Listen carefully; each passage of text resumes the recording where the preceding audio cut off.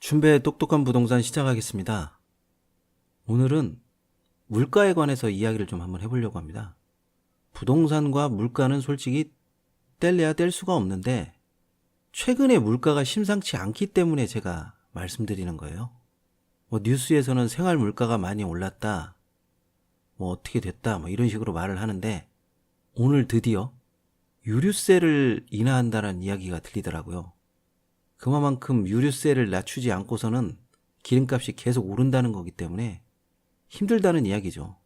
물가하고 부동산하고 무슨 관계가 있냐라고 말하면 공부를 조금 더 하셔야 돼요. 아니면 시장의 뉴스를 더 잘 봐야겠죠. 제가 농사를 짓고 있는데 작년에 쌀값이 5만 원이 채 안 됐어요. 그런데 이런 식으로 가다 보면 택배비를 포함해서 건 7만 원 가까이가 넘을 수도 있고 7만 원 정도가 된다라는 얘기가 들어요. 20kg에. 그러면 굉장히 많이 뛰었죠.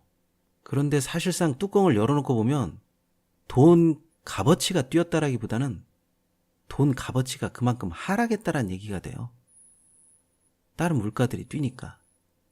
그러면 부동산에서 폭등을 했던, 폭락을 했던 어떤 그런 값어치들이, 부동산의 값어치들이 굳어지는 현상이 벌어져요.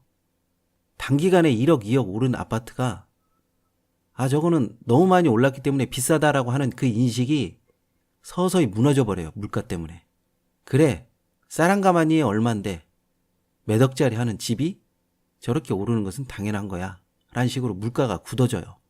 그러면 지금 같은 경우에는 보유세가 굉장히 강화됐기 때문에 보유세도 시간이 지나면 임대료의 일부 전가가 돼요. 그럼 임대료가 상승하죠. 또 거기 있는 사람들은 당연히 소비지 가격을 올리겠죠. 시장이 뱅글뱅글 돌면서 결국 물가가 부동산 가격을 인정하는 꼴이 돼요.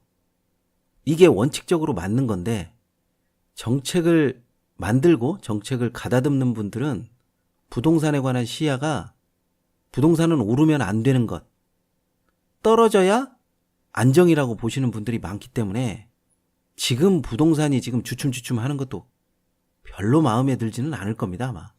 물가가 이렇게 오른다라고 하는 것에서 실질적인 소득이 늘었냐? 그런 건 또 아니거든요. 소득이 참 힘들어요. 자영업자는 자영업자 나름대로 힘들고, 회사원은 회사원 나름대로 힘들고, 제조업은 일자리가 없어서 힘들고, 여러 가지 힘든 상황이 계속해서 연이어서 터져오는데 여기에 부동산이 물가의 상승률보다 더 크게 오른다라고 하는 것은 많이 문제가 있죠. 일반적으로 부동산의 1년 동안의 가격 상승률은 보통 5%를 봐요. 그래서 임대사업자나 아니면 집을 가진 사람, 부동산을 가진 사람은 5% 정도의 수익을 얻으면 만족하다라고 하는 그런 통계가 암암리 전해져 내려오는데 물가는 거의 3.5% 정도를 잡아요, 여기에서. 보통 3%나 3% 조금 넘으면 물가가 안정이 됐다라고 많이 이야기하는데 부동산의 수익률은 5%를 하다 보니까 거의 떨어지지 않죠. 더군다나 부동산에 있는 자금이 증시로 가기에는 쉽지 않아요. 부동산은 안정자산이라고 하는 그런 의식이 많이 이렇게 고착화되어 있어가지고 떨어지지 않는다. 최소한 가격은 물고 있는다. 이런 생각을 가지고 있다 보니까 더구나 지금의 시장에 있어서 그래도 부동산만한 게 없어 라고 생각하는 부분이 크기 때문에 사실상 부동산 가격이 떨어진다는 건 쉽지 않습니다. 제가 언젠가 다음에 또 이야기할 기회가 있겠지만 부동산을 올리는 거하고 부동산을 가격을 떨어뜨리는 거하고 부동산 지금의 가격을 유지하는 거하고 셋 중에 어느 것이 더 어려울 것 같아요. 부동산 가격을 떨어뜨리는 거요? 아니면 부동산 가격을 올리는 거요? 한 번쯤 고민해 보십시오. 저도 이거에 대한 것을 조사해가지고 다음번에 한번 방송에 출연시키도록 하겠습니다. 아무튼 물가는 심상치 않아요. 쌀 가격만 제가 예로 들었는데 사실상 쌀 가격에서 정부 보조금이 차지하는 비율이 굉장히 커요. 한 번쯤은 다 들어보셨을지 모르겠는데 직불금이라고 해서. 근데 쌀 먹을 사람이 줄어든다고 해가지고 쌀의 재배 면적을 일부러 줄였어요. 논에다가 콩을 심으면 직불금을 더 주기도 하고. 올해는 대체적인 흉작이거든요. 흉작에다가 쌀 재배 면적을 줄이게 되니까 당연히 쌀 가격이 뛰게 되죠. 자, 이 원리를 그대로 부동산에 대입시켜버리면 집을 매수하려는 사람은 있는데 애초에 처음부터 규제로 집을 매수하지 못하게끔 막으면 당연히 가격이 뛰죠.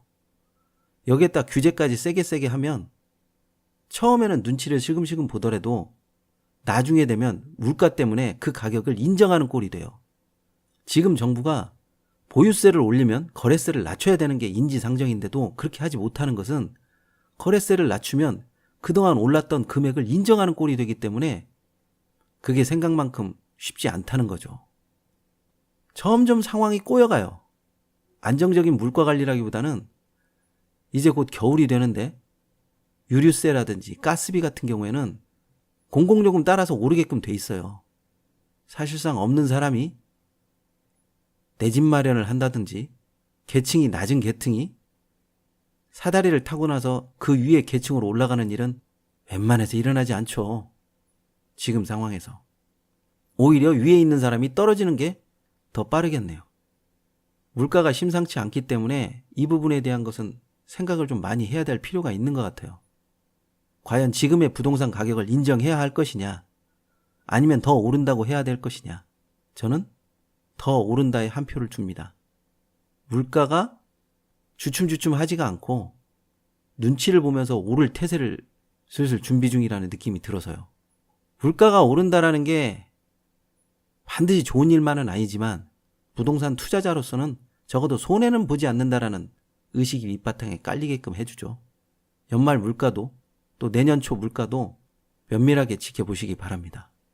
좋아요와 구독하기는 꼭 좀 눌러주시고요. 좀 더 많은 사람들에게 나은 양질의 서비스를 제공하도록 저도 노력하겠습니다. 오늘은 여기까지 하겠습니다.